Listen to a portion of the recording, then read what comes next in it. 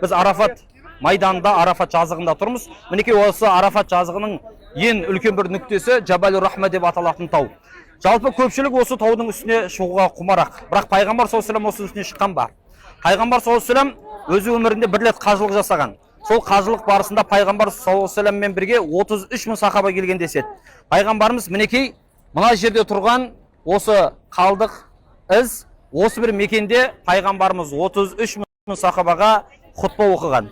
Және де осы жерде адамзат үшін өте маңызды болған, мұсылмандар үшін маңызды болған үш негізді қалаған. Біріншісі пайғамбар саллаллаху алейхи вассаламның айтқаны: "Ей мұсылманның ерлері, әйелдеріне дұрыс мәміле қылыңдар" деген. Екінші айтқан сөзі пайғамбарымыздың: "Ей мұсылмандар, менен кейін дінге жанашылдық енгізетіндерден сақ болыңдар" деген. Үшіншісі: "Ей мұсылмандар, мен сендерге Құран мен сүннетті қалдырдым, бұларға дұрыс ұстасаңдар ешқашан адаспайсыңдар" деп баяндап кеткен жері